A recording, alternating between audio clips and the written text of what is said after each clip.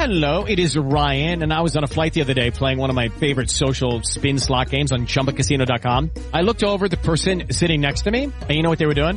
They were also playing Chumba Casino. Coincidence? I think not. Everybody's loving having fun with it. Chumba Casino is home to hundreds of casino-style games that you can play for free anytime, anywhere, even at 30,000 feet. So sign up now at ChumbaCasino.com to claim your free welcome bonus. That's ChumbaCasino.com and live the Chumba life. No purchase necessary. VGW. Void where prohibited by law. See terms and conditions. 18+.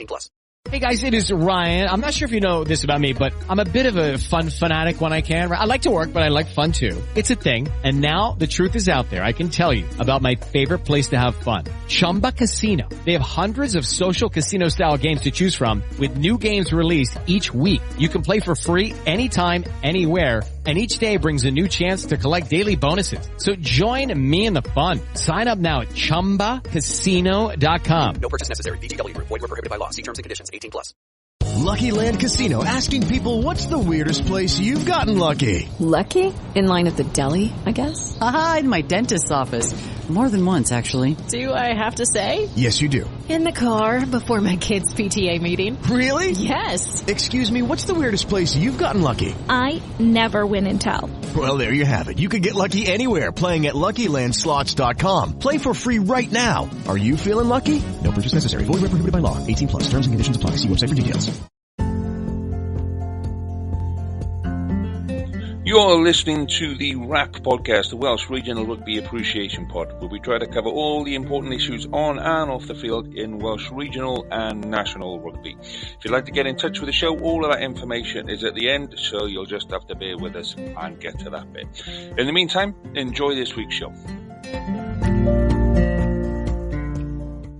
Hello and welcome to this week's edition of the RAP podcast with me, Lee G. As always, joining me is, and now I've got to get this one right, Welsh Twitterer Extreme. And they introduced you as James, didn't they? They say it was James or Jamie? It was Rugby Pass who described me as Welsh Rugby Twitterer James Phillips. They didn't even get my fucking name right. James Not podcast. So from now on, James is a Welsh Twitterer. And then joining Welsh Rugby Twitterer. Welsh Rugby Twitterer. Get it right, son. And Reese as well. And those of you who just don't like the guy will be delighted that Carwyn's not in. He's going to kill me, isn't he? So Carwyn can't make it this week. He's on night. So replacing Carwyn, and I've got to say, visually, massive upgrade. Wi-Fi, massive upgrade already. Yeah.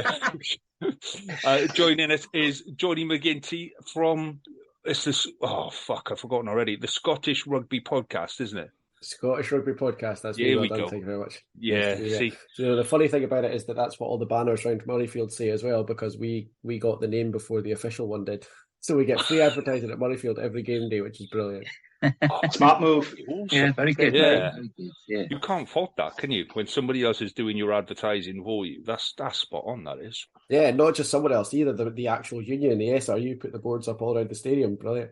Can't buy that. In fact, they wouldn't sell it to us even if we wanted it. So we definitely can't buy it.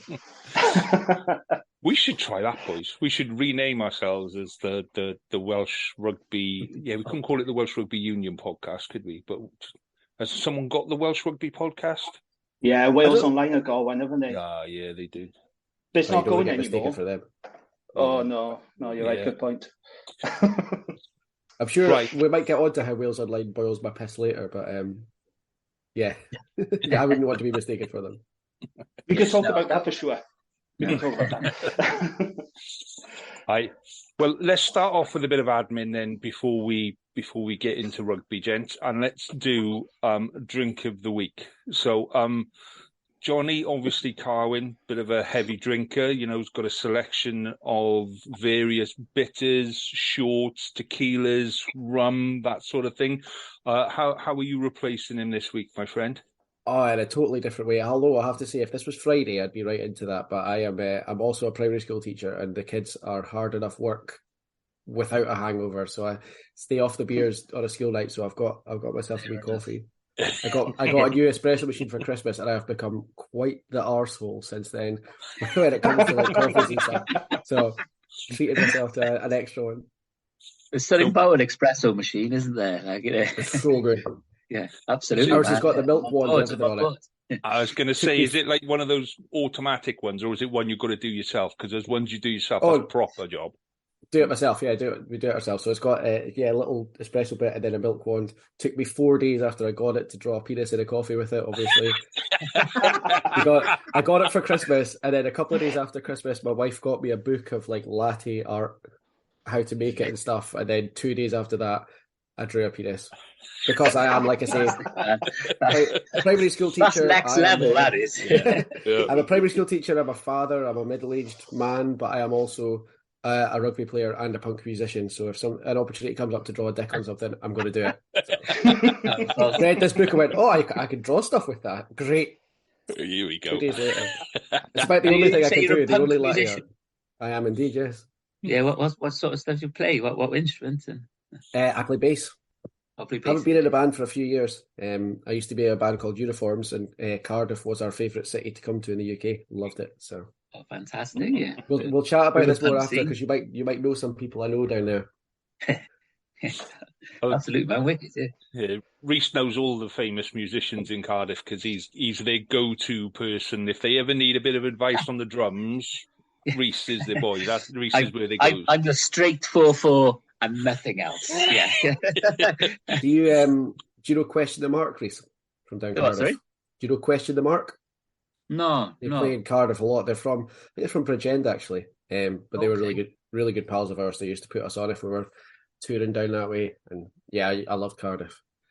And Gareth and Owen had a promotion company. I can't remember what it's called though.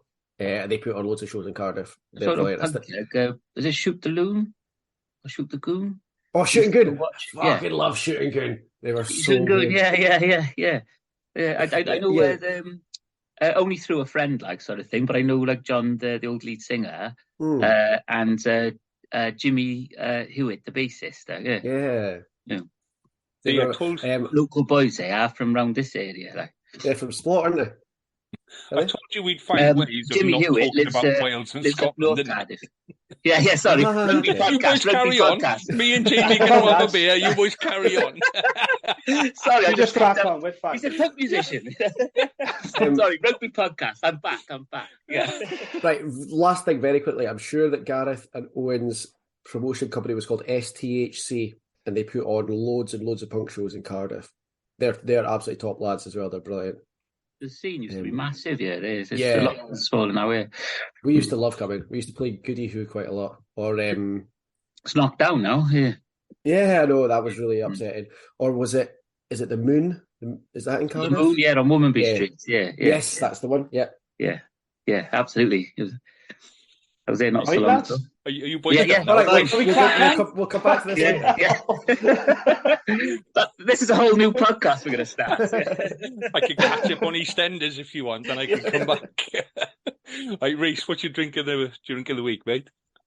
I've gone for basically like people coming over and just leaving beers in my kitchen. So I've gone for a Desperado this week. The beer with a little bit of tequila in. Yeah, tequila. Yeah. So it's not a Monday beer, is it? But yeah, we'll go with it for tonight. Yeah. I quite like that. I've had that a couple of times in the past. It's quite a nice beer. It's nice, yeah. It's really nice. Yeah. Jane, hang on. Is it chocolate or peanut butter or some kind of bollocks like that beer this evening? What flavour this week? I see Jamie's clearly a beer drinker after my own heart then, because a chocolate peanut butter stout all the way for me. No, I don't do peanut butter. That's the one beer I didn't like. I didn't like it, mate. It was fucking hanging. I didn't like it. Right, so it's Tiny Rebel again. This is the last Tiny Rebel beer now I've got. Actually, before I continue, can I just say, if anyone from Tiny Rebel is listening to this pod, and they want to sponsor us, please and the Scottish Rugby Podcast as well. Actually, while I'm here, there's two podcasts here. Okay, so. If you want to sponsor the pod, please do, because I'm not being funny, lads. You're getting a fucking shitload of promotion from me. I'm featuring your beers on a weekly basis now.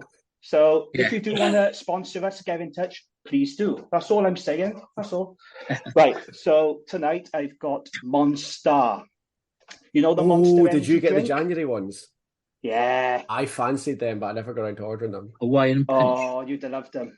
This is Hawaiian Punch IPA, Monster Limited Edition, 5.8%. And I really like this one because it's fruity, and you know how much I love fruity beers. And this one's banging. Tiny Rebel, the best beers around. Just saying that, so if you want to get in contact. The same Tiny Rebel. Did you hear that? Grav from Rock and Roll's been trying to get Tiny Rebel to sponsor him for about 18 months without any joy, so you're going to have to join the queue. He can't do it. Yeah. You've got no fucking chance then if we, let's be honest. Well, I've gone classic.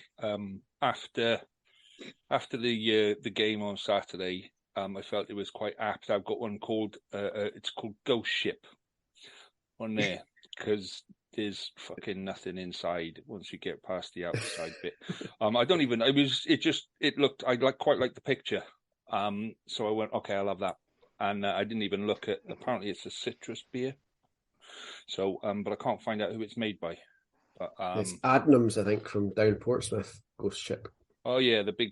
Sorry, you've got me on to be an arsehole about beer now as well. I'm absolutely just bringing out all the big guns of things I'm a dick about. Wide range of subjects tonight, boys. Wide range of subjects. Yeah. So anyway, right. Does anybody actually want to talk about rugby, or should we? Because I've just had my bathroom fitted. That's beer. You want to talk about? Can we talk about the punk scene in Cardiff? Pick up where you left off, man. I'd rather talk about that than the game on Saturday. To be quite honest, anything other than that game on Saturday. You know. Well, let's talk about. Come on then. Well, let's talk about Sunday's game. Let's do some rugby, and we'll leave the Wales Scotland game until we've all had a couple of beers, so it's a bit easier to kind of take. So, what did we make of? Now, if we're gonna give it its proper name, the England game. If you're watching ITV commentary, it's the England game where Italy were good enough to turn up. So, what did we make of the England game on Sunday? The ITV should not. Well, I shouldn't say that, should I? But I thought England put in a better performance. I thought it was more structured. But I thought Italy, apart from later on, they did stick hammering away, but didn't really sort of turn up the way they have done to the past couple of games, maybe in the autumn and the last game against France. Stephen Varney was much better. I think if Stephen Varney had been as bad again as he was last week, it would have been a long old day for Italy. But they need Garbisi back sharpish. I think things are going to get very different once Garbisi's back, just in time to play us and you. Yeah. Well, Varney's a local boy. Varney's from down by me. He's from he's Gloucester. He's a Welsh speaker as well, isn't he? Yeah, he's from Yeah. His dad was Adrian Varney. Used to play for Neath, and I think he played. I think he had a couple of caps for Wales, but but all the family are proper Italian and stuff. So he speaks English, Welsh, and Italian fluently. So we can swear at the referee in 3 different languages, and ref won't care. We missed him. We skipped that particular one. So I'm trying to goad me into the fact to saying that Tommaso Allen's Scottish, because that's a commentator's little tick off. I don't think I've ever watched an Italy game where they don't mention it. It's like, guys, we know you can stop now. He played for the under-20s, I think, and his dad played for Italy, but his uncle played for Scotland and South Africa. Ronnie Allen. Wow. See, commentators don't do it when England are playing. They don't go, there's so-and-so that was born in wherever else. It's only ever the opposition that are, not from their home country and all. Yeah, that. I don't remember them ever saying, "There's Brad Shields, who we literally had to smuggle out of New Zealand in the middle of the night to stop him playing for the All Blacks." That never came up. It's never been mentioned. Never came up in conversation. Yeah. Well, they said to Dalalio, didn't they, before the game? They said, obviously, you're half English, half Italian. No, you've got Italian blood in you. So, well, what do you think of the England lineup today? It's like, well, it's give us half a chance at it. But I tweeted about this. I I fucking despise watching rugby on ITV. I really, really do. And when England are playing, it makes my skin crawl. I fucking hate it. Like, Pugac asked Sir Clive about Italy. He said, what do you think of Italy? Clive's not quite getting to the game. He's like, yeah, they'd be poor. But England, fucking hell, it took him less than a minute to start talking about England. He was asked a question about Italy. Sir Clive doesn't even know the England players. What do you expect? Like, he sat there 2 years ago and said, Ollie Lawrence, never heard of him, mate. Well, we were talking before we started recording, didn't we? Like, about how behind the times Clive is at the moment. Oh, his thing about substitutes on Sunday was just fucking mad. It's one of the weirdest things I've heard in a really long time. I must have been asleep by then. I was asleep for most of the second half. I think it was like... What did he say? It must have been just coming into the second half, and he went, these boys, they're not really putting that much work in.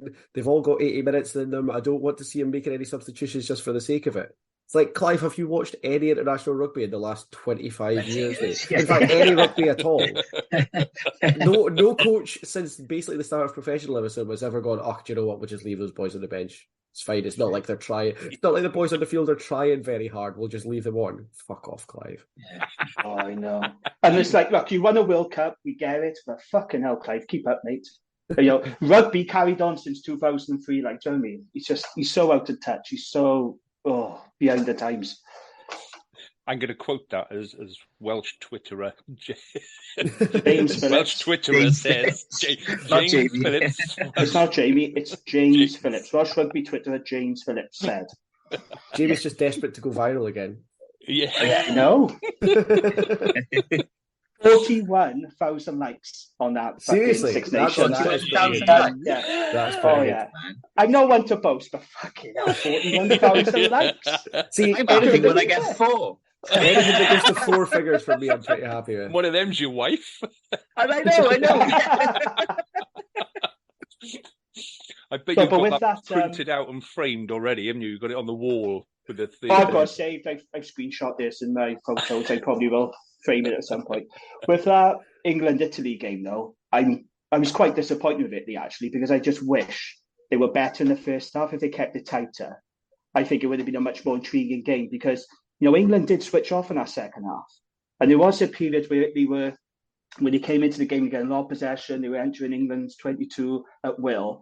And they started to look a little bit edgy, England. And I think maybe this is a bit of a theme with both, right? Because if you look at last week as well against Scotland, they switched off then, didn't they? And they seem to have an issue playing for the full 80. But it is a shame because I did expect a little bit more from Italy.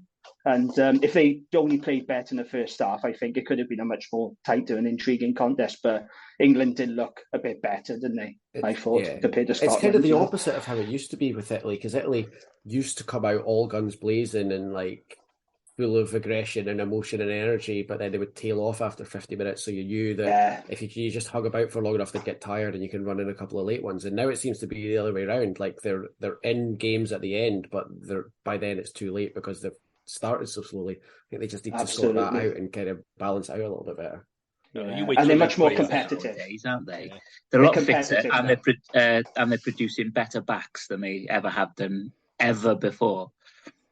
But if you want to see a slow start, you watch us. Then we'll show you what a proper fucking slow start is. This is how you do a slow start proper. All right, let's move on to probably the best game of the weekend, France and Ireland. Jimmy's going, fuck you. Go, fuck you, fella. So I actually watched most of the France-Ireland game. I saw it was competitive, but it wasn't.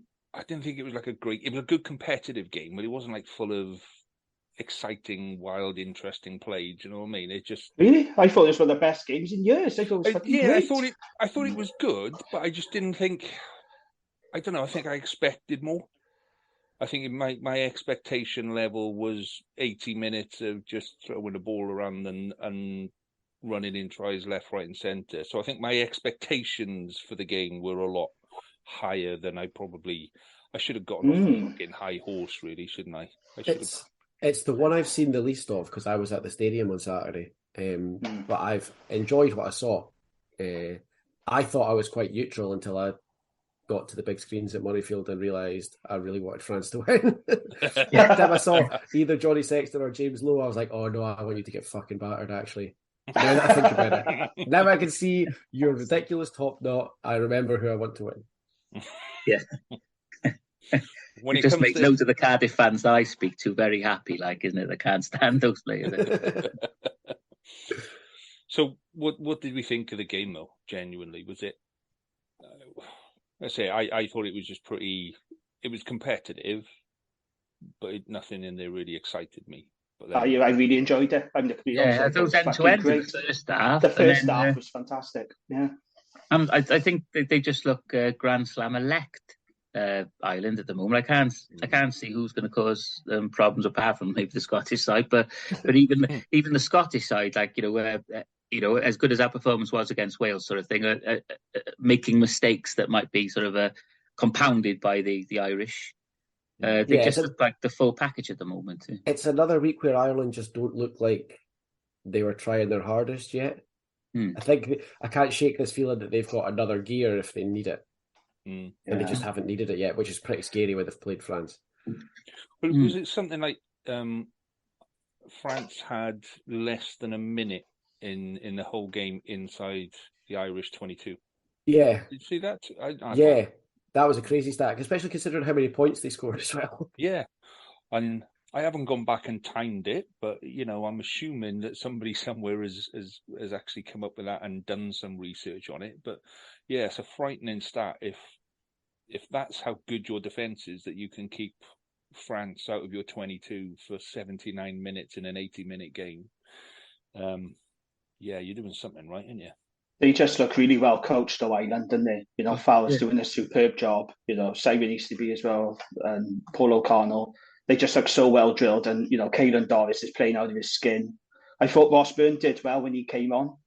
He came off the bench, and I thought he played well. And they just look, I don't say they look unstoppable, but they just look very, very hard to beat at the moment. And fair play to them, they are favourites to probably go on and win the championship and win the Grand Slam. And they're peaking just before World Cup, which is great because that's the way we like it. Because we know what's going to happen in France, don't we? Yeah. They're still not going to win a quarter-final. No, they were good. Ireland were very good today, Craig. I enjoyed the game. I thought it was great. I thought it was really good value entertainment. So James Lowe's try, I'll be honest, I missed James Lowe's try, and I came never in a fucking million years was that a try. The foot was on the floor, wasn't it? Yeah. But apparently they didn't show the TMO. They didn't show the one angle that would see. There was the one angle they didn't see, It is clearly his foot was touching the grass. You could see it then, Part of me thinks that's a real shithouse move, and part of me thinks that's what France have been famous for about 15 years. So, sorry, lads. When I saw it after, and my wife was going, why are they showing the same thing over and over and over? And I'm trying to explain, they want to make sure, see if he's down or not, and this, that, and the other. And then later, like about 5-6 hours later, and then I saw that one shot on Facebook or Twitter or whatever it was, and like the whole room was quiet. I don't know why, but everything was quiet. And then I go, see, this is the shit I was telling you about earlier. What? It told you 20 minutes to explain whether he was in touch. Yeah, the fucker was in touch. Yeah, look, see. Passed it by. She wasn't half as excited by it as I was, to be honest. But it was a great finish, in fairness, mine. So did do well, but he was in touch. That's the thing, Absolutely. Okay. It's a bit weird that probably, I was going to say the worst performance of the weekend, but James Dolman wasn't great either. It's a strange weekend when Wayne Barnes is putting in the worst refereeing performance, I think, because he's normally spot on. Agree. But he had a couple of clangers, I thought, on Saturday afternoon. Yeah. That Antonio one, I'm entirely unsurprised that he's been cited. Yes. Because it looked like a stick on red all day when I saw it. It did. I agree. They got lucky with that one. So, we've done the England game. We've done the really, really good game. We got 5 minutes left. Let's do Wales and Scotland. So let's move on to next week. Predictions. So, let's Johnny, do it then. we're all braced. I've got half a pint in me. The rest of the boys are about the same. What did you make of the game on Saturday? I really enjoyed it, unsurprisingly. I don't know. I did I felt a little bit bad for Wales, but did you really? Wales have been really good for a really long time, and I think like if you're going to have a year where you're shit, I'm afraid you're just going to have a year where you're shit. It's not like the total end of the world for Wales either, I don't think, because I thought Jack Morgan was really, really good again on Saturday. I thought he was particularly good in the Ireland game. Phil Hawkins I thought was good in the Ireland game. I didn't see much of him on Saturday. I'm only halfway through actually watching it on the telly, so I'm going by what I saw in the stadium. But I didn't see as much of Hawkins' good stuff anyway as I did in the Ireland game. But I did think Jack Morgan was good. I think Rio Dyer didn't play particularly well, but had every right to spark Dan Biggar the fuck out. Like if that had been me, I was out of order, man. I got really absolutely banger. Yeah. I thought it was young player coming through. Yeah, and Dyer he didn't look great from where I was sitting, I have to say, but he played well against Ireland. I thought he was one of the bright spots. So yeah, I don't think having one pretty poor game in your third start in international rugby is going to be helped by having Dan Biggar screaming his head off at you for something that, by the way, that was basically his fault. Like Dyer's pass wasn't that bad, and it hit him in the hands. It's not his fault that Biggar was looking at something else. Like that's his fault. He shouldn't be screaming at a guy who's on his third start for that. That really annoyed me. Yeah, but no, I think it's not as bad as kind of a lot of Welsh Twitter seems to think it is. Like you got spanked, don't get me wrong, but I'd just like to point that out. You're going so well, Reg. You're going so well. There's definitely positives to look for. I think. I don't think it was like a complete shit show across the board. We put some good stuff together, didn't we? And from a Welsh perspective, we did start to put phases together, isn't it? But it's losing the ball in really good positions. Like if we have a penalty, we won't throw straight, or there'll be a knock on or a little nudge or something like that forwards, when we're on the attack in the 22 sort of thing. And that's I think the frustrating thing, the thing that's not clicking. Another thing about the bigger thing is we've got these old boys in the team, isn't to bring the young boys on, isn't it? To tell them to pat them on the backside and say that's all right, next job, mate, next job, and stuff like that, rather than go party with him. And Rio Dyer is going to be a star of the future, isn't it? I have no doubt about it, but yeah, it's just that frustrating thing that we can put some good things together, maybe not in defence, but in attack we did build some phases and then just gave it back in silly places. Yeah. But that's not to take away the way that the Scottish back row were sort of coming over us on the breakdown. Take it from a Scotland fan, for the second week in a row, you cannot get into the 22 and the 5 that many times in a game and not score at all and expect to win. It happened against Ireland, it happened again this weekend, and that's the thing that we've been famous for a really long fucking time. It's battering on the door, 15 phases on the 5 metre line, and then giving away a penalty or knocking it on or getting held up or whatever. And it's happened to Wales probably 10 times across 2 games. You cannot do that and expect to win games. Agreed. Yeah, absolutely. I think that's really where we are at the minute, isn't it? There's so many small things that are wrong with the Welsh game at the minute that you just, when it gets to the bit where it really, really needs to be right, one of those small things is going to go wrong. So we're either going to knock it on, or we're going to turn it over, or we're going to give a missed pass, or do you know what I mean? There's just so many small things that are not clicking at the minute that it's disheartening. It was really, really disheartening. But the other thing is, there was a lot of stuff on Saturday that was outside of your control. I think every Scottish person in the stadium, including Jamie Ritchie, because you could see it on the TV, by the end of the anthems knew that Scotland had won that game. I was like most Scottish people, I spent all week going, we've got a much better team, actually. We've put out a better lineup. We're at home. We're the ones who are on the front foot. But it's Gatland and it's Wales, and we've never won 2 in a row, and I'm not expected to win. And like the overall feeling, the overriding emotion up here up until 16:43 on Saturday was, we should win this, but I think we're probably not going to win it. And like that's what we'd all been saying all week. It's like there's no reason for us to lose this game, so it's going to be really upsetting when we lose it. And at the end of Flower of Scotland, I text my wife and said, we're about to fucking murder this lot here. And sure enough, because the atmosphere. I just want to check that you're talking about the rugby and not looking after the kids. Just the atmosphere at Murrayfield was unlike anything I've seen for a lot of years on Saturday. It did. Was brilliant. Sounded brilliant. Really I bet it was. And you can see on Jamie's face at the end, he's like, I reckon we've got this now.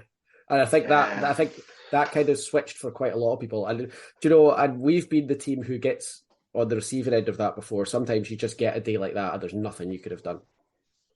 What typified that for me, apart from at the end, like with all that dodgy weir tartan everywhere and stuff like that, and the emotional Jamie Ritchie at the end, but was your hooker going off, and then Jamie's just like, it was just.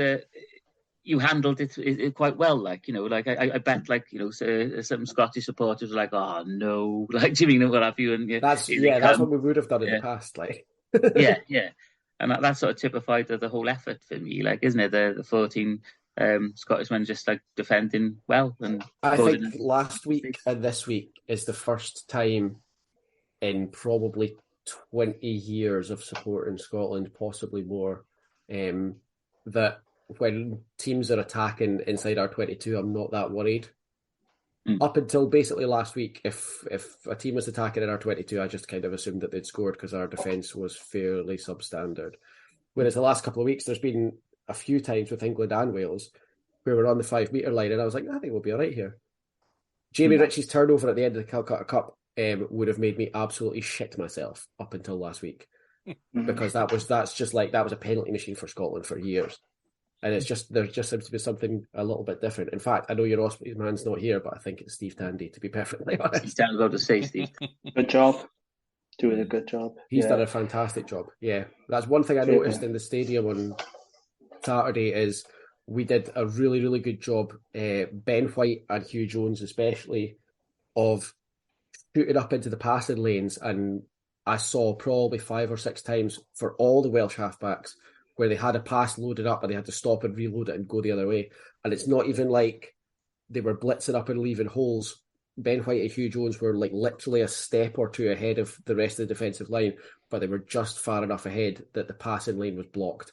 And so whatever move you were running, they had to reload it and try another one, because they were getting up quickly, not so quickly they were leaving a hole, but quickly enough that they were throwing off the passes. And that made a massive difference. I saw certainly Thomas Williams and Bigger, and I'm pretty sure Rhys Webb and Patch as well, all have to change a play halfway through because the passing lane had suddenly disappeared. So that was it was interesting because it threw them off. It was obvious that they were totally off rhythm, and it made a massive difference. I think the difference that throws up is that Scotland are quite comfortable playing off the cuff. When you got someone like Finn Russell kind of running the show, they're used to reacting to things going a bit awry. It's like, why is he stopping and painting the ref purple? There'll be a reason, but we'll go with it. Just somebody get my brush quick. But do you know what I mean? You're almost expecting something crazy to happen. And that pass that he gave for the try, where he's floating down and then reversed behind him, and just think fucking give up and go home, boys, because it's he's on fire, isn't he? Yeah, but then Scotland know who they are when he's on the pitch. They know what kind of game they're going to play. They know that if they defend enough, that when they get that ball back, there'll be something creative there. Whereas Wales have picked a side where all of its strengths are on kicking, chasing, squeezing pressure, and then we go and try and throw the ball around in the centres. And you're like, we haven't picked the right players to play the type of game that we're trying to play. If we're going to play a creative game, then you need Costello. You need what's your boy from Cardiff? I keep forgetting his name. Jared Evans. Yeah. Jared Evans. Yeah. You need the creative players on the park, and you kind of build your game around those. That's exactly what Scotland have done. Because 2 years ago, everyone was all set to crucify Russell because he kept fucking up and giving the ball away, and is like, stop trying to do the fancy shit. They've adapted their play around him, and now when he does the fancy shit, he's got 3 people to pass to. Whereas we're not trying to do the fancy shit, and when we do the fancy shit, we fuck it up. I think he's kind of realised now that he doesn't have to carry the team as much as he used to. I spoke to a Scotland player end of 2019 who was saying that Finn Russell and Stuart Hogg were both really, really frustrated at the amount of carrying the team that they had to do, and then the amount of blame that they got whenever they went wrong. And that was the sort of period where they were forcing everything themselves. And Hoggy went through a period really badly where he was butchering stuff on the try line almost every game because he would not pass. And I think Hoggy is still getting there, but Finn at least trusts everyone around him. And you heard it in his post-match interview on Saturday where he said, I'm just here to do my job and make the other boys look good. Where he's in a position now where, like, rather than try to do all the mad shit himself, he'll set people up to do stuff. And he, like, trusts Duhan van der Merwe if he gives him the ball, that he'll beat a couple of players. He trusts Sione Tuipulotu that he can put in the kicks through the back and stuff. And that, it wasn't always like that. And it's made a massive difference now that he's able to sort of orchestrate more stuff and not try and execute everything himself, because that used to be his problem, is he forced absolutely everything. What do you make of Stuart Hogg then, Johnny? Because there's been some talk, Blair Kinghorn has done well since he came off the bench, and there has been talk in some Scottish Twitter about possibly dropping Hogg and bringing in Blair Kinghorn. Well, what do you make of that? Or would you stick with Hoggy? I would stick with Hoggy. I think what people perceive to be Hoggy's problem is actually kind of a strength for Scotland, because Hoggy's problem now is that the defences account for Stuart Hogg. And so it's difficult for him, and he looks quieter because he's got less opportunity to do stuff. But then because of that, because he's got one man tracking him all the time, or he's being double tackled, or people are rushing up to try and get him in the backfield, it's creating space for other players. So I think while he looks quiet to a sort of casual observer because he's not doing the stuff that he used to do, what he's actually doing is occupying 2 or 3 defenders and giving other people an opportunity to get stuff done. So I think you kind of got to start him for that. And then coupled with that, Blair Kinghorn is so destructive off the bench and so versatile off the bench that actually that's probably the best place for him. And I think he probably realises that. I've kind of been saying for a while that I think that was part of the whole experiment of having him at 10, is that when we get into the World Cup, you only need Blair Kinghorn on the bench because he could play. He's shown now that he's a reasonable 10. 10's not his position, but he's pretty decent at it. He's a really, really great fullback. He's a good winger. He played wing for Scotland before as well. He's played 12 before. So I remember watching the Chasing the Sun and Razzie saying basically the entire Springboks game plan in 2019 only worked if they had Franz staying fit because they needed him to cover stuff on the bench. And that's kind of where I think we're going with Blair Kinghorn. And he makes such a difference off the bench in sort of any position. That's where I would have him, to be honest. I think it's the best place for him. Not because I think he's shit, but because I think he's really good at a lot of different stuff. Okay, and Gregor Townsend, is this his last Six Nations? Yeah. Do you want him to stay, or do you think he should go? What's your thoughts on it then? I think I probably want him to go. Okay. I was absolutely sure I wanted him to go at the end of autumn. I think if we win this Six Nations and he goes out on a high, then fine, he probably deserves it. But it's taken him 6 years to get these kind of consistent performances out of probably the best team we've ever had. And he hasn't got another 6 years with those players because Finn and Hoggy are, 31 and 32 now. Yeah. Ali Price is getting on a bit as well. I can't see Ali Price getting back in the team this Six Nations, to be honest. I just think he's taken a long time with a really good group of players, and we need somebody now who can take the next good group of players and go on, because it did take him quite a while to get to this point, and I don't think he's got that much time again. I'd give him the World Cup because it's a bit late to swap now. Yeah. But after don't do what we did. Yeah. When you say that, look at England, Wales, Fiji. His head coach is going Australia, now. So. It's mad. Australia, of course, yeah, absolutely. What was you going to say, Lee? You were going to say something there. Well, no, I was going to say, so Scottish fans now, like, you're on a really good run. You're almost as bad as Dragons fans, where if people start fucking drag us into this, boy. All right, this is different shit altogether. This is when we do predictions every week. We do predictions, and I'm not allowed to predict a Dragons win because Jamie comes out in hives and he starts having fits and all sorts of stuff. But I don't give a shit anymore. Make you lose it anyway, so it don't matter. Carry on now. Leinster next. We're absolutely uncomfortable with being favourites. Like we've butchered being favourites enough times in the past for me to think there's no point in ever making Scotland favourites for anything. Like I say, it took me until the anthem on Saturday to think we were going to win, even with a fairly substantial pile of evidence that said we should have won on Saturday. I was like, nah, it's still not going to happen. Still Wales, still Gatland, still 2 games in a row in the Six Nations. It's just all stuff we don't do. So yeah, we're massively uncomfortable with being favourites for anything ever. Just hasn't historically gone well. Wales are the same. But who's your next? Who have you got next? France in Paris. So that's it. Yeah. This is the end of it, basically. It was the end of the good run. It was a good game. They've won it before. They go there in confidence now, full of We've kind of had their number in Paris a little bit. But that doesn't mean we're going to beat them. No, true. Yeah, the strongest French side, isn't it? Well, I think that French side is, well, as Ireland showed it, they're beatable. They're not as, there was an air of invincibility about them for a while, and just give them the World Cup now sort of thing. But yeah, I don't know. It's a contrasting style, isn't it? It is. Yeah, they looked very, very ropey against Italy and developing, but still not quite back to being France at the weekend then against Ireland.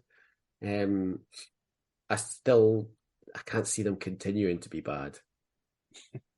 Like, I imagine Sean Edwards too much quality there, like, isn't it? Broken glass already. Like, their life's going to be fucking miserable for 2 weeks. But that was it, though, isn't it? When Edwards was with us, you're either always set up to defend, or at some point you've got to attack somewhere.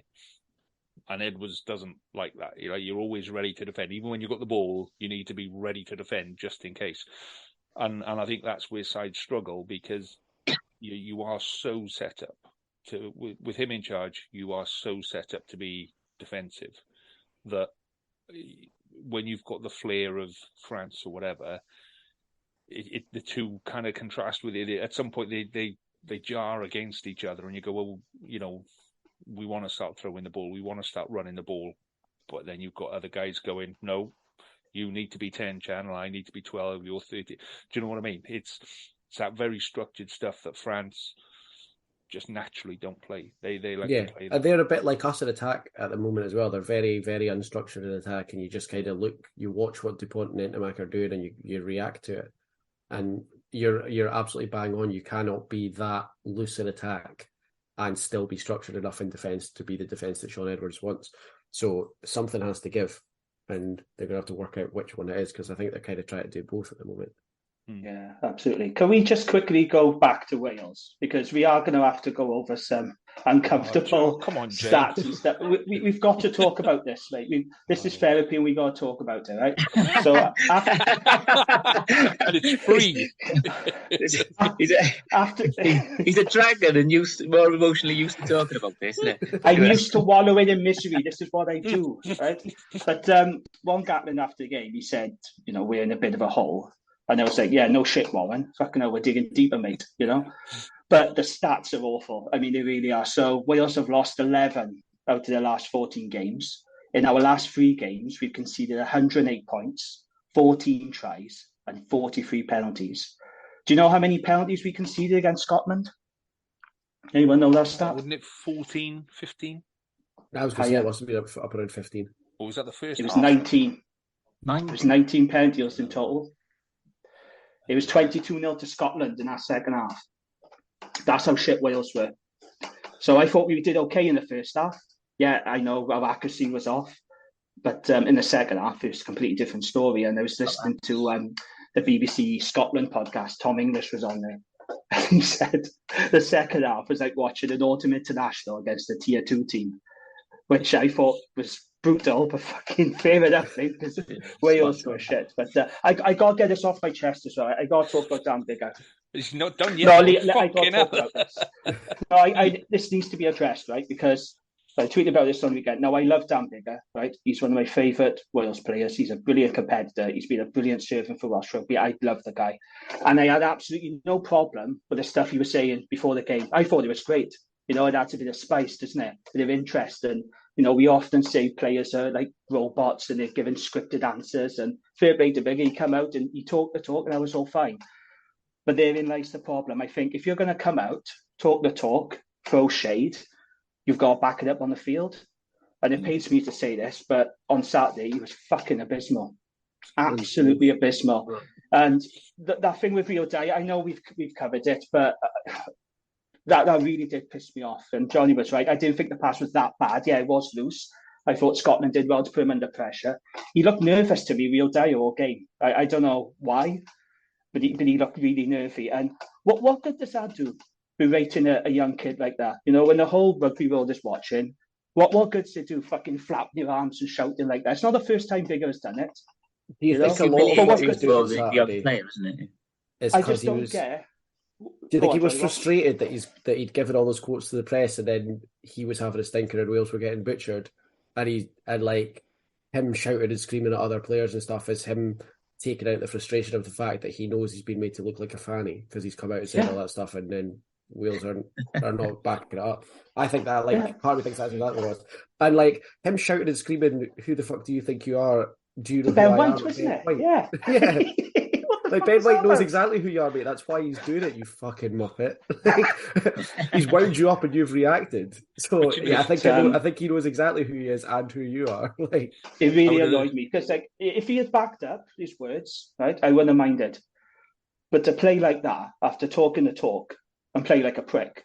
I mean, his kicking out of hand was awful. No, it was awful. There was some aimless kicks. Finn Russell completely outplayed him. I mean, that pass to Rio Dyer, now there's been a lot of talk about this. That was a big moment, right? And I was watching Scrum 5 and I watched it back in the commentary and I think Sam Warburton's right. I don't think he needed to do that backhanded pass. I think he should have just given it a straight because I think Rio probably would have caught it then.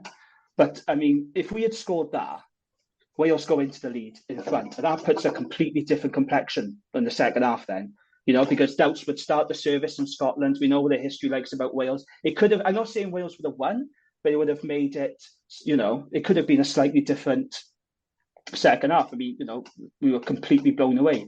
But I thought Biggar was fucking atrocious. And it's not very often, I don't think I've ever called for him to be dropped. But he's had 2 piss-poor games now against Ireland and Scotland. He hasn't backed up his words. And he's looked like you said, a fanny.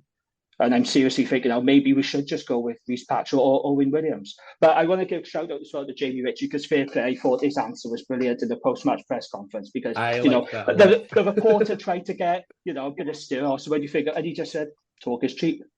He said, talk is cheap. Yeah, they've won medals, but that's in the past, and we've won 2 games. And you know what I said? I thought, fair enough. Well done, Jamie. Good on you. He's grown into a really good captain as Jamie. Yeah, absolutely. Speaking of which, by the way, when was the last time that Biggar was Wales captain? Because he was in Andrew Brace's ear a fucking lot for someone who's not captain. If I was Andrew Brace, I'd have been telling him to fuck off by about the 25th minute on Saturday afternoon.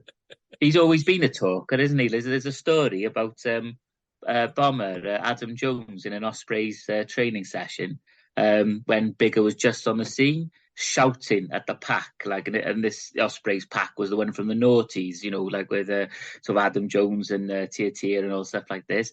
And Adam Jones chased him round the Liberty Stadium. But I think he's a competitor, and I like that side of him. But he does care about Wales. I've always loved the fact he wears his heart on his sleeve. And like I said, I still remain a big fan of Biggar. I love the guy. But he was an absolute prick on Saturday. I'm going to say it. He was a prick, and he was showing up big time. I'm afraid. Sorry, Dan, but is that because he's gone to France? He's always been a prick. He's always been but he's been a prick, and then actually done some stuff which has been half decent. Now he's just forgot the half decent stuff. Is it because he's playing in France? How is he playing at Toulon? I've not really seen any of the top 14. I haven't either. No, I'm not sure. Shouldn't have asked that question, should I? Yeah. should have checked. Go on, Lee, answer that question. I know that Finn's been a bit up and down because I've seen the kind of bits and pieces of Racing games, but I've not seen any of Biggar since he went there. I used to watch loads because I'm a Saints fan. So yeah, although we should point out, mind, Biggar wasn't the only one who was garbage. I mean, Liam Williams, again, another player I love. He's becoming a liability now. 2 games, 2 yellow cards. Yeah. You know, George North, again, another player who I've loved watching over the years. He's lost a lot of pace. He's lost a lot of pace. He's well marshalled every game. So whether it is like there's an argument to be said. Somebody so big running at defences will take in and make gaps outside, but that's not happening. Yeah.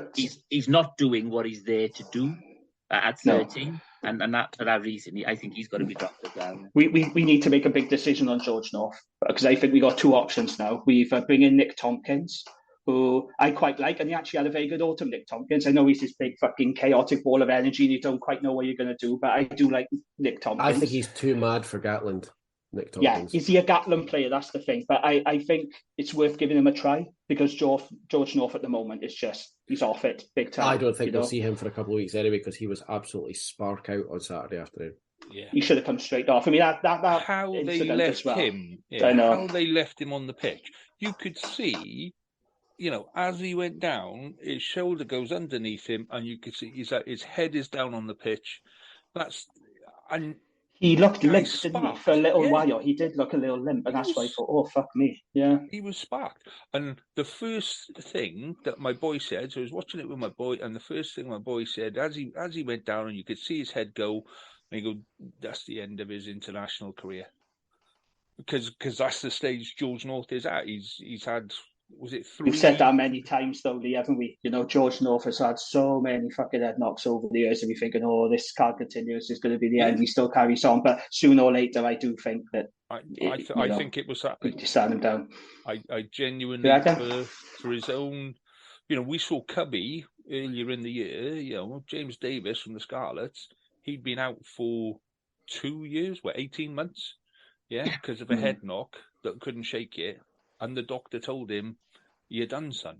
Yeah, you can train as much as you want, but that head is not going to be in a position to play a game again. And I think George North is in the same position now.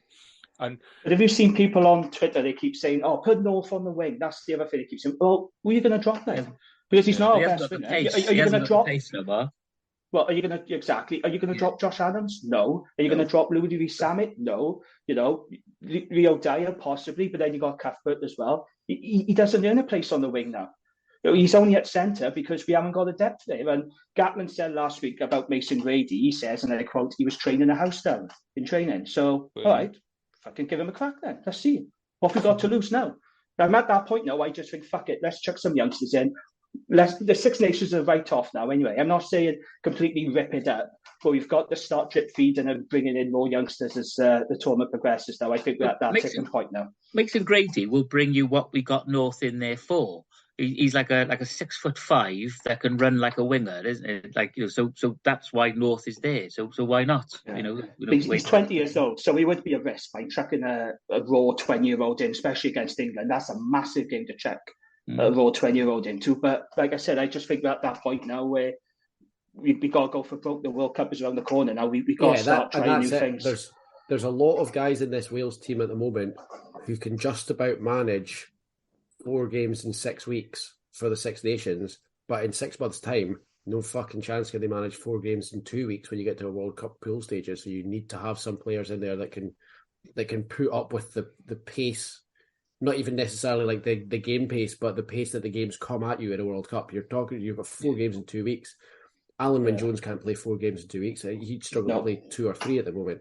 You need to get some people in there that can put up with how compacted a World Cup schedule is. Yeah, and we're in this very difficult position right now because on the one hand, we got these aging players who are past their prime. Then on the other hand, we got these raw kids with no experience or very little experience. We haven't got that group of players in the middle, the sort of mid-20s, with that experience. So, I mean, I wouldn't want to be Warren Gatland right now because I don't know how the fuck you go about team selection for England. I mean, I like his pay packet, but I wouldn't want to be him because it's very difficult. And he stepped into a shitstorm. And part of it is his fault, I'm afraid.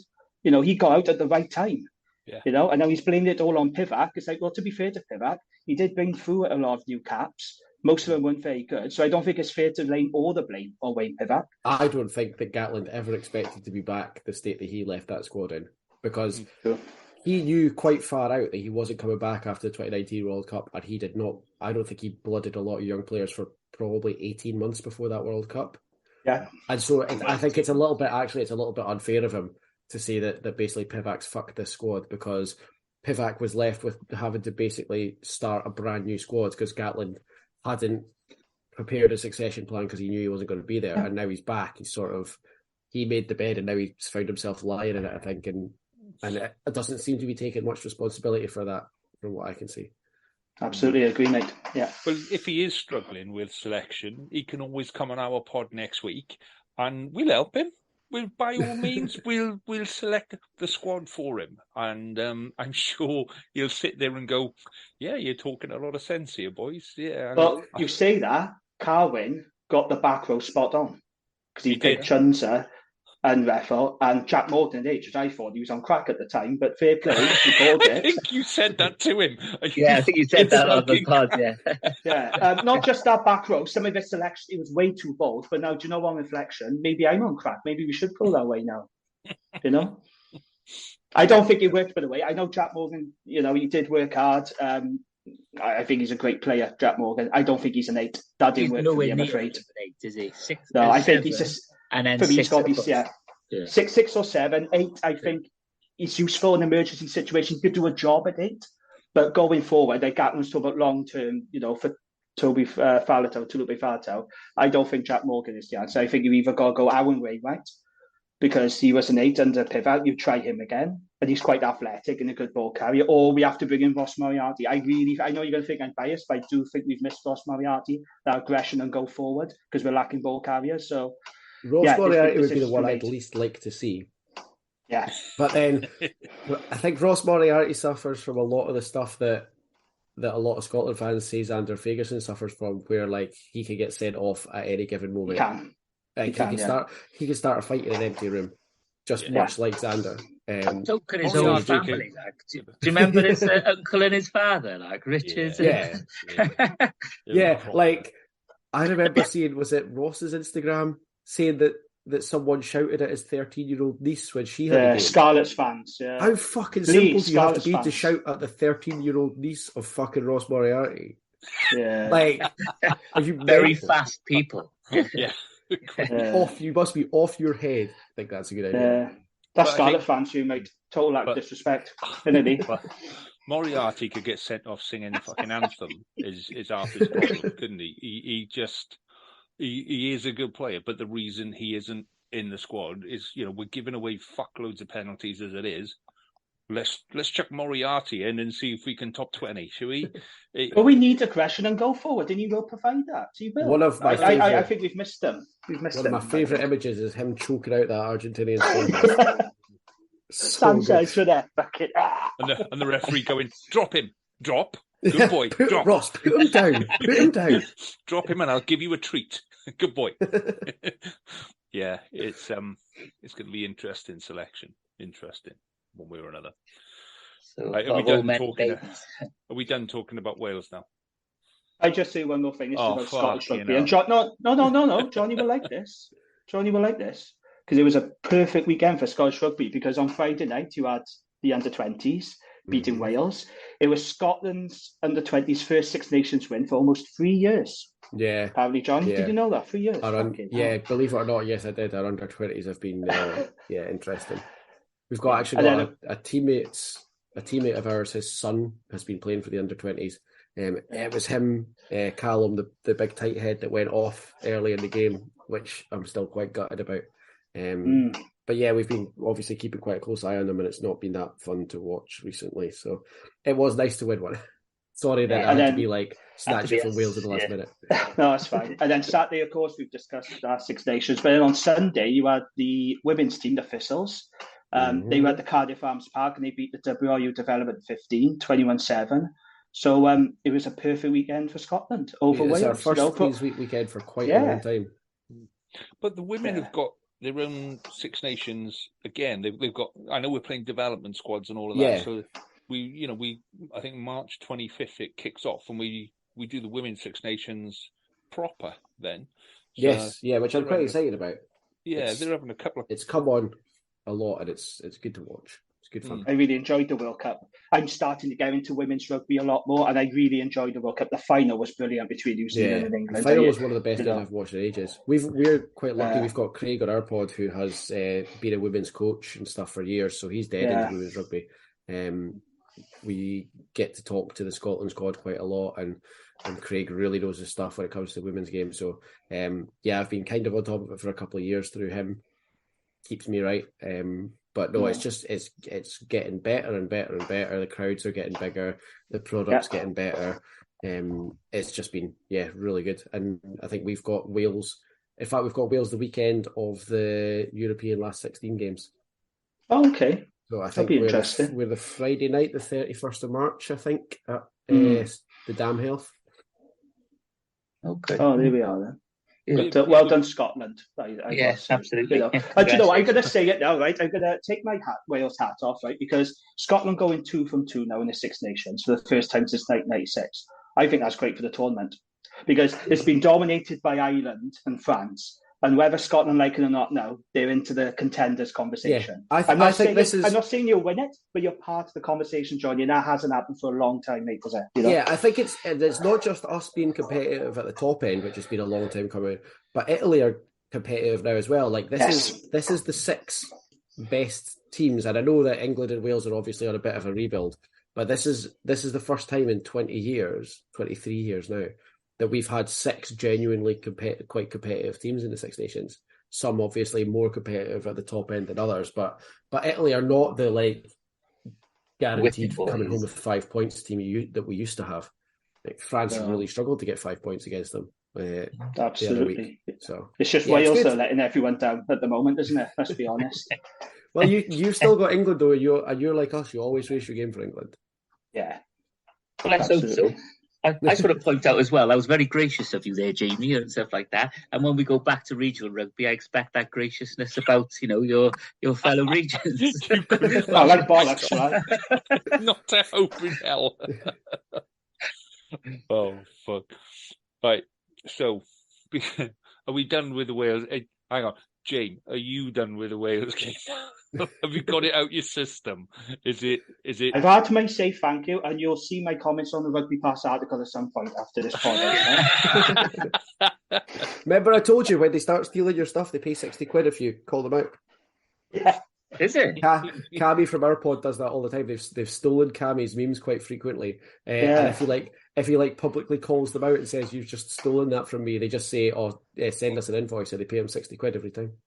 Did Cammy do the Kirby Enthusiasm video with Dan Bigger? Who did that? Was it Cammy? That was Cammy, yeah. Oh, fair play. I fucking love that. There were some really chippy Welsh fans in the replies. I thought it was fucking brilliant. I loved it. Fair play. Good on him.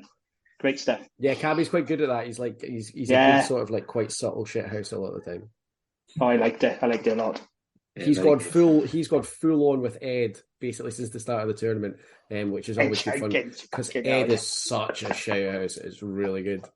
People still fall for his shit on Twitter, don't they? Oh, it's brilliant. Yeah, like how do you not know that? Fucking hell. Yes, so good at it. But yeah, a couple of weeks ago, Ed had said something about Wales, and Cammy said, "Do you think it was something about the player resources or something?" That Ed had said, and Cammy said, "Do you think being a Principality of England helps you in that regard?" There was a lot of quite upset Welsh fans at that as well. To be fair, that was a low blow.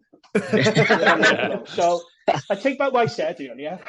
See, this is what I both love and hate about the Six Nations is all of that sort of stuff gets dialed up to 11 And I think there's a quite big group now of people like all of us and Ed and Cammy and like Grav from Rock and Roll and Josh and Squidge, who do it all year round, and so like are quite into shithousing each other. And then every year the Six Nations comes around and people who have got no idea what's going on get steamed into the replies, going absolutely mental, and it's hilarious. So like, like I think most of us pretty much just like tweet something and turn the replies off. Because you get 2 or 3 people who have been doing it all year round and are like used to the back and forth, who think it's really funny, but then all of a sudden at Six Nations time, there's also like 2,000 people going, "What the fuck did you just say? Yeah. How dare you?" Like Ed gets so many angry people, Cammy gets loads of angry people. Lee's quite good at From Blood and Mud at getting people riled up as well. Yeah. That's what it's just do. Like, it's just really good fun. I enjoy it. Because I'm that sort of nasty person. we should start like a fake Twitter war where the only people will know that we're just having a laugh is anyone that's listened to us and gone, okay, let's have a fake Twitter war. And we'll just spend like the whole of the next Six Nations weekend just slagging the shit out of each other and see who gets the most likes.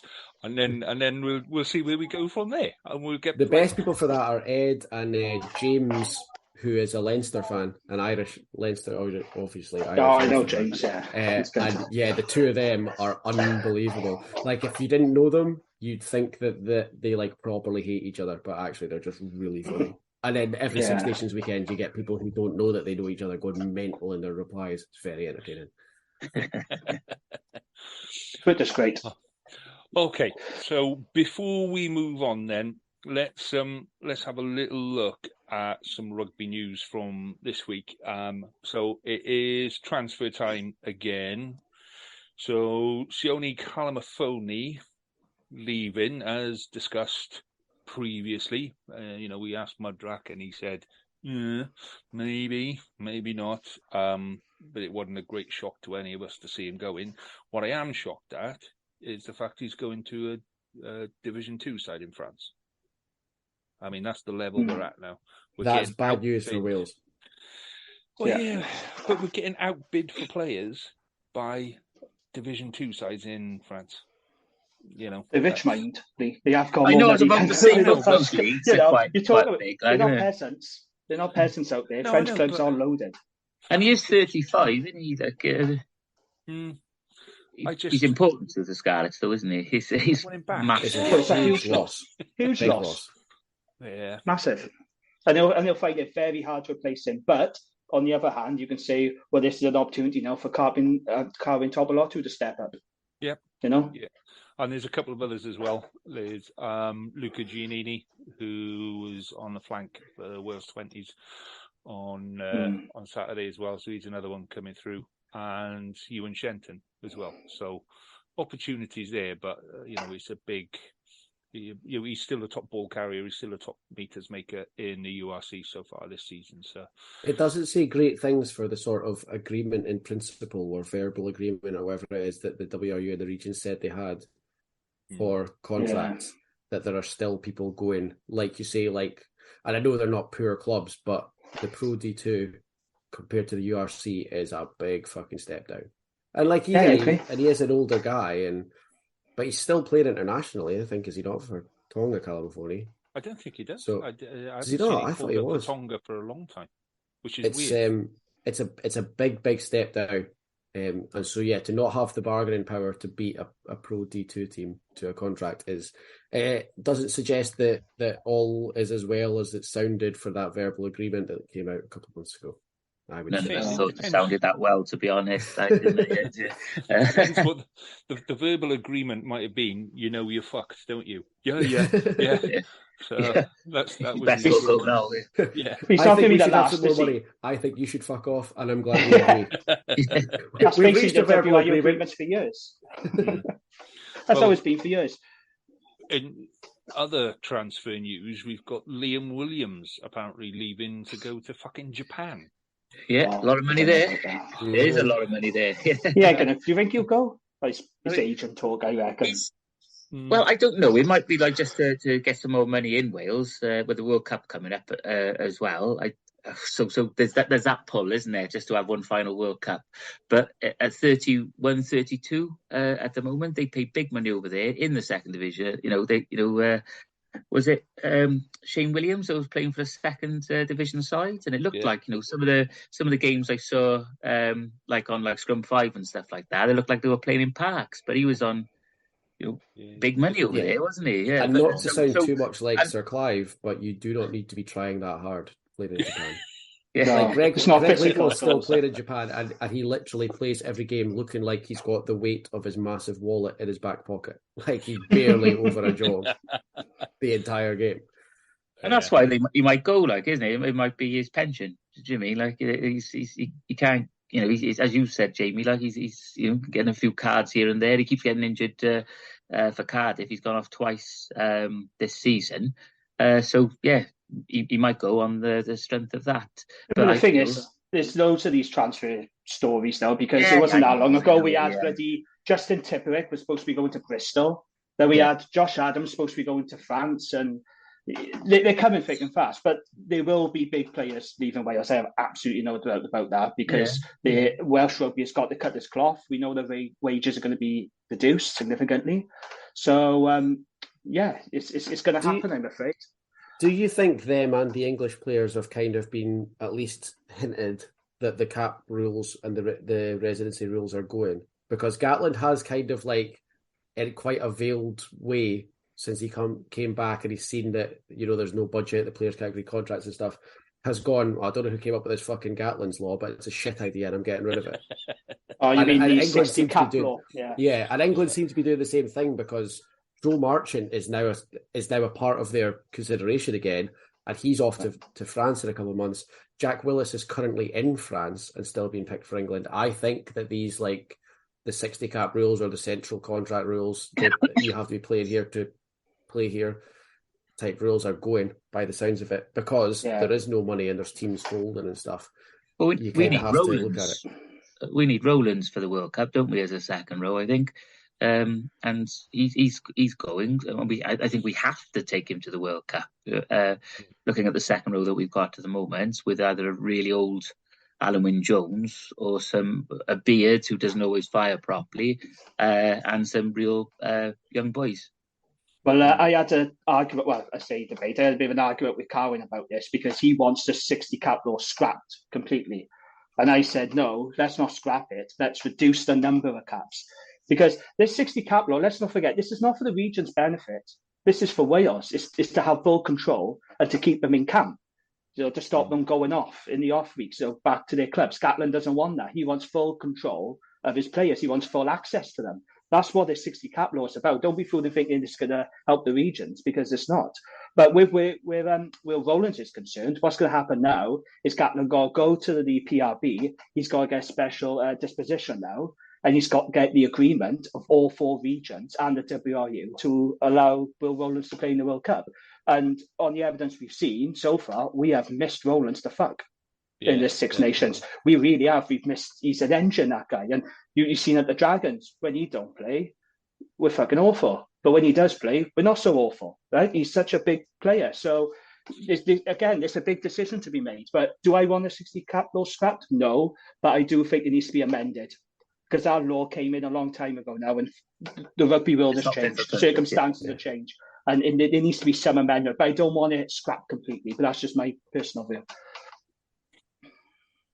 You need to keep some people in Wales and stuff like that, but is it realistic with the wage cap coming down, not cap, but the wages going down so much? We can't keep the big players, can we? No, this is part of the problem. I think we've struck quite lucky and have a sensible-ish approach where we don't really have a formal rule, but we try to keep as many of our players as we can. Yeah. And then when someone gets really expensive or demands big money, then we let them go. So obviously Fidden was away, Johnny Gray's away, Hoggy's away. Yeah. And we haven't really missed them, to be honest. It lets us keep developing players, lets them get their money, and we get them for an extra 3 or 4 weeks less a season. It hasn't made a massive difference to us so far that I can see. It's an interesting debate. It really is. We'll see what happens. Okay, so before we move on to predictions, So we've got the Fantasy League to go through as well, which I think was fucking rigged this week. I'll be honest.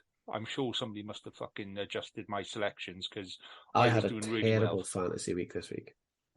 I got shafted. I got fucking shafted proper style this week. So Sean is still on top, then Hugh, then Wills Wizards. Fucking Carwyn has gone up from 7th to 4th. Our Carwyn, and then other Carwyn has come down, and then I'm in 6th, but I'm still ahead of you two. So yeah, not all bad, but yeah. Mates, tonight. You are 8th. Yeah, which is 2 ahead of someone who didn't play this week. Who didn't actually put a team in this week. He was too busy basking in the Twitter arty. So, yeah, I thought I was doing fucking great guns on that, but apparently not. Apparently, I'm still shit at picking a fantasy league team. So, right, okay, let's do some predictions for this week. So, I've got Edinburgh. We're going to do a little bit of Scottish ones, so you can pretend to be Carwyn, which means that your Wi-Fi patches out halfway through, and then you pop up for a fag. And halfway through, the dog starts barking, and you've got to take it for a walk and skip the last round or something like that. But so who's that production value? Who are Glasgow playing this week? Let's Ulster. So Glasgow in Ulster, I think. No, it's not. Sorry, no, it's not. It's not. It's Scotstoun. Take it back. Yeah, it's Scotstoun. Yeah, that'll be a good game. Yeah, be a good game. Let's start on that one then. So, so Jonny, score prediction for Glasgow and Ulster. This is where I'm going to get into the Scottish thing that we've been talking about the whole time, because the way Glasgow are going and the way Ulster are going, really should be a Glasgow win, but I just don't see it. Fuck it, I might as well. Got back Glasgow. Glasgow by 5. Glasgow by 5. Jonny, it doesn't matter. It's Carwyn shit anyway, so you may as well go wild. Right, okay. So, Reese, your prediction, Glasgow and Ulster. I'll go Ulster by 5. Sorry, Jonny. That's just getting his shit They've out. got to get it right at some point, I think. Yeah, I'm the kiss of death. Look at it. And Jamie? So, do we think Townsend will release any players for this fixture, Jonny, or the Edinburgh? He normally releases a fair few. Yeah. I don't see him releasing Sione or Hugh Jones. But Ali Price, I think, will probably be back. A lot of the forwards normally go back. There'll be a handful. I'd say 10 or 12 probably get released back to Glasgow. Yeah, okay. So I'm going to go for a Glasgow win by 4. Glasgow by 4. And I'm going to go for Ulster by 10. Just to wind you up and push you off and go, yeah, you're going to get fucking Tonkin. So, yeah, Ulster by 10. I don't think Ulster have been playing that well recently, though, have they? They're just not. They just lost to Benetton. Ah, fuck. Okay, Glasgow by 10. That one then. Glasgow by 10. You can tell I did my research for that one, boys. Okay. Munster and Ospreys. So Carwyn's not here. So Jonny, you get to go first on this one as well as Carwyn's upgrade. Thoughts on that game? I think that one really depends how many are going back to their squad, to be honest. Munster are at home. Munster by 3. That's quite close. That's Ospreys have had a couple of really good weeks. Now they might still be losing their entire Welsh contingent, but Munster are going to be losing all of theirs as well. Yeah, so. So Reese, Munster and Ospreys. I say Munster by 10. Ooh, you can tell Carwyn's not here. I got a text now. with no justification, just your boys are losing by 10. Cracking. So, Jane? Well, I see Ireland have released a few players today, haven't they? I haven't seen the full list, but a number of players have gone back to the provinces, and Ospreys are heavily depleted. Is Gatling going to release any players? Probably won't be. So it's hard to see Ospreys winning this purely because it's Munster away, which is never easy, and they're heavily depleted. So I'm going to have to go Munster by 13, I think. Yeah, 13. And me, just because it's the Ospreys, I'm going to go Munster by 25. Just to see 25. just to see Carwyn's face. And I haven't had much abuse of Ospreys fans for a couple of weeks on Twitter. So fuck it, there you go, boys. That's what I think of your side. Here it comes. Strap in. And switch off comments. Okay, so Scarlets and Edinburgh. How many Edinburgh players are likely to be back? About the same as Glasgow, probably. I think they're going to want Hamish Watson to play 80 for Edinburgh if he possibly can. That's a good point. I think Grant Gilchrist probably will be back, even though he's played quite hard in the last two Six Nations games. Yeah, I reckon they'll have quite a few back. Okay, so go on then, because it's the Scottish side. You get to make your predictions first on this one then. So it's at home in Park of Scarlets. So it's going to be raining. I'm going to do exactly what you just did to the Ospreys. Scarlets by 25. What, Scarlets by Shaggers? Yeah, excellent. Getting battered. Scarlets by 25. There you go. Scarlets by 25. And that's under Carwyn's name, so that just makes it even better as far as I can see. Yeah, I mean, one of the bonus things about being particularly shit for the first half of the season is not many of our boys have been taken for Wales squad. And you know, we've got another couple of boys back from injury. Our injury list now is basically Samson Lee and a couple of his mates. So quite a lot of people coming back. So yeah, I'm gonna go Scarlets to scrape it by 1, and could be close. But after the Bulls game, everything is up. So yeah, Scarlets by 1. Jamie. It's a tough one to call this, isn't it? I am going to go for Edinburgh. I like watching Edinburgh. I think they're a good team. I think Mike Blair's doing a good job. I know Scarlets are in really good form at the moment, but I just got a feeling about Edinburgh. So I'm going to go Edinburgh by 8. 8. Okay. I'm just taking a photo of that so I can wind up Craig. Send it to him now. I'm going to go. I think like Scarlets home advantage, and as you said, lots of players coming back. So I'm going to go Scarlets by 7. See, this is why you've always been my favourite. Yeah.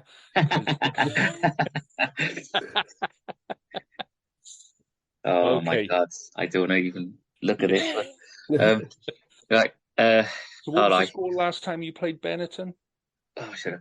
I think this is one where I think you've got really lucky because I think Benetton are someone who have given about 27 players to the Italians.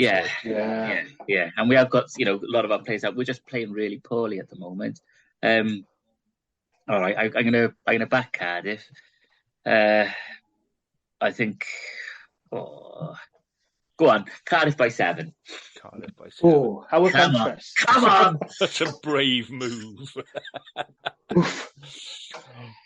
Jonny, how deep a hole do you want to dig Carwyn for next week? No, I'm going to say Cardiff by 3. Cardiff by 3. I think it's going to be close, but I think Benetton have lost too many players. Yeah. Okay. See, I reckon Benetton would have beaten them if it wasn't Six Nations time. Is what I'm saying. I think I'd agree. I think I'd agree with you, Jonny. I don't think they would have at the start of the season, before Christmas. But yeah, absolutely. Yeah, but you've come up against some proper quality sides since Christmas, mate. Do you know what I mean? So, Jamie, what's your prediction? If this game was in Treviso, I would have leaned towards Benetton, but it is at the Arms Park, and I do think Cardiff will win. So I'm going to go for. I agree with Johnny. I think it's going to be tight. I'm also going to go Cardiff by 3. Yeah, let's go Cardiff by 3. Okay. Come on, Lee. Come on. Oh, this is tempting, isn't it? This is tempting. No, I genuinely think Cardiff have had a couple of weeks to kind of reset, to kind of pull their fingers out, because they've still got the core of that decent side that was playing at the start of the season. So it's kind of, it's in there. You've got Thomas Young that's kind of just carving up everything. And on his own, he could probably win that game on his own. So I'm going to go Cardiff by 5, because I think it'll be blowy as fuck and rainy and all sorts of stuff. So I think it'll be quite a down game, and there'll be lots of mistakes, but I think he'll win it by 5. So, okay, now the big game. So, Jamie, talk us through probably your easiest game this season, Leinster away. Yes, so we got the second worst team in URC up against probably the best team in Europe right now. I mean, what can possibly go wrong, right? Nothing for Leinster. I mean, there's no end to the misery, is there, being a Dragons and Wales fan? I got no respite whatsoever. I mean, for fuck's sake. Oh, look, you know what? I'm not too asked about this, because this is a write-off, isn't it? Let's be honest. We know Dragons are going to lose. Question is, how many will Leinster put on them? I hope we don't get battered. I fully accept we're going to lose. I don't want it to be 50, 60 points, because that will depress me. I just want Dragons to be competitive. If we can get a try bonus point, that'll be brilliant. But, I mean, this is just going to be damage limitation, isn't it? But do you remember when Cardiff went out there and they named this pretty decent squad, didn't they, in fairness? And you had Leinster fans on Twitter going, oh, this is going to be close to only forward. We got a youthful backline and, I fancy Cardiff for this one. But what happened, Reece? They went out there and they got fucking battered, didn't they?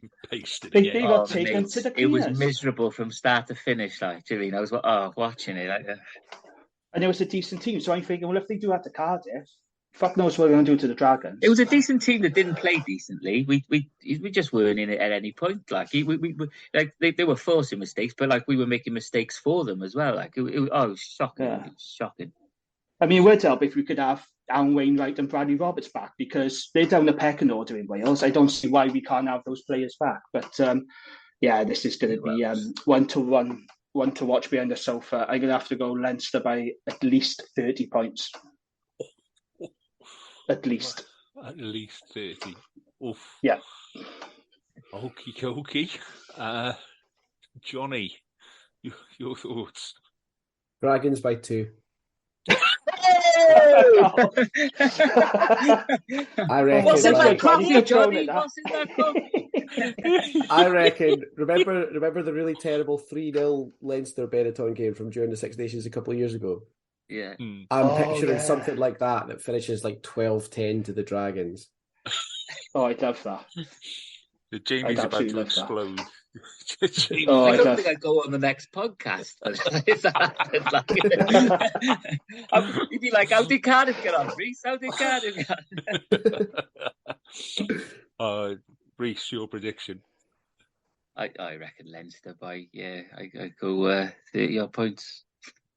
Leinster by 30. And just to fuck with Jamie, I'm going to go Dragons by 5. Just soft. We're not taking this seriously then. Not this week. Whatever that ghost ship beer was, it's done its fucking job this week. Yeah. Now, there's always a game in the season where shit happens. It doesn't go right for one team, it goes right for the other. And at some point this season, things are going to click for the Dragons, and they just... We say that for years, mate. But yeah, I'm gonna go that this is the week. This is their one. This is the boy. So that's my prediction for this weekend. Anyway. Nice trolling, Lee. Nice one. I honestly think it's the one where like Leinster aren't arsed because most of their squad are away. It's the middle of the Six Nations. Dragons are up for it because they haven't lost that many players. They think Leinster are like not really focusing this week, and it's one of those ones that just becomes like a really shitty game.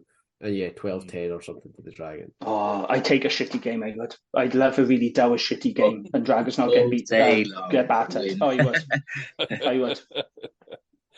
Oh, fantastic. Right, gents, have we got anything else to cover this evening? Have I forgotten something, or is there anything else? I think we've been quite comprehensive. We spent too long on the Welsh game, if you ask me. But I'd agree. Okay. I'm blaming Jonny for that. Yeah. I didn't even say that much. I think I was probably the nicest about Wales, actually. Yeah, you think you were, actually.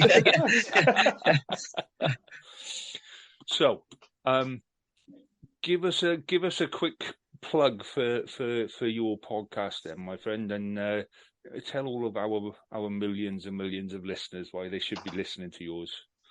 Apart from the Wales-Scotland game. Other than that, why should... The next one. You can get us on Scott Rugby Pod is the Twitter, Scott Rugby Blog is the blog account. So it's at Scott Rugby Pod, at Scott Rugby Blog. The writing on the blog's pretty good. The stuff on the pod is mostly just Cammy trying to stop me and Craig from fighting with each other about Glasgow and Edinburgh. But we split it up into two halves. So the first hour is our family-friendly hour, which is the most difficult pod that I do anytime because it's the non-swearing one. And then we've got the Patreon half where it's a little bit looser. But it's we've had some interesting chats. We're trying to dedicate quite a lot at the moment during the Six Nations to talking about what's going on with the sort of sexism investigations in the SRU at the moment, and obviously you guys are not away from that either.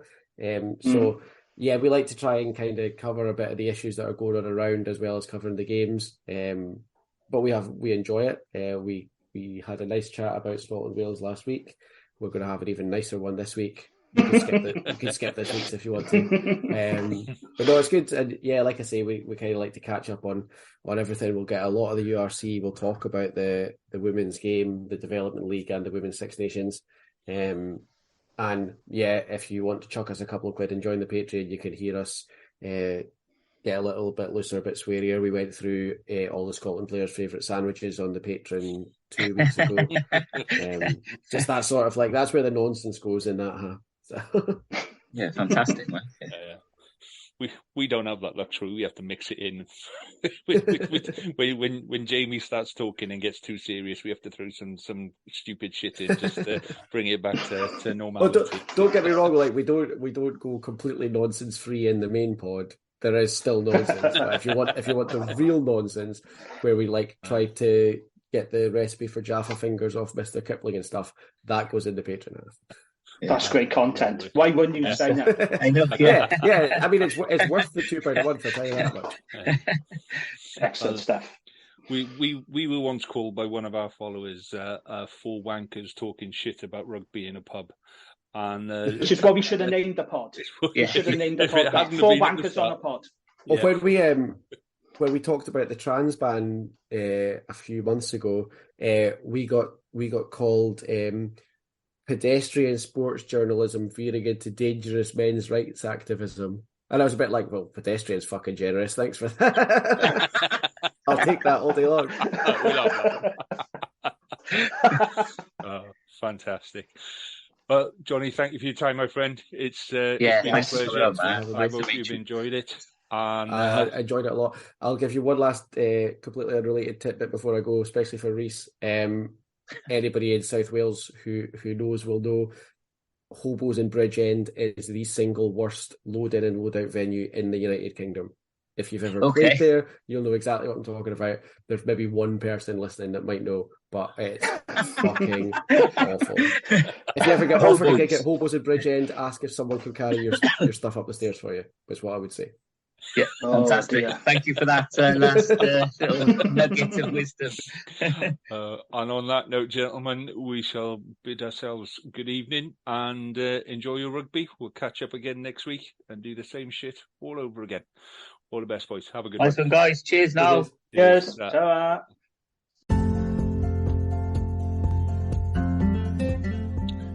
Thank you for listening to this week's show. We hope you enjoyed it enough to come back next week and listen again. So please do subscribe, rate and review the pod, as it really helps us on most of the platforms that we appear on.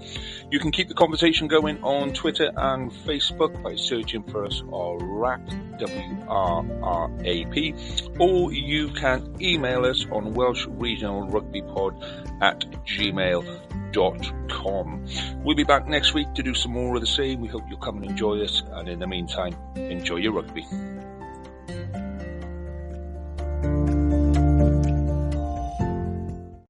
Sports Social Podcast Network. Hey guys, it is Ryan. I'm not sure if you know this about me, but I'm a bit of a fun fanatic when I can. I like to work, but I like fun too. It's a thing. And now the truth is out there. I can tell you about my favorite place to have fun. Chumba Casino. They have hundreds of social casino style games to choose from with new games released each week. You can play for free anytime, anywhere. And each day brings a new chance to collect daily bonuses. So join me in the fun. Sign up now at ChumbaCasino.com. No purchase necessary. VGW Group. Void where prohibited by law. See terms and conditions. 18+.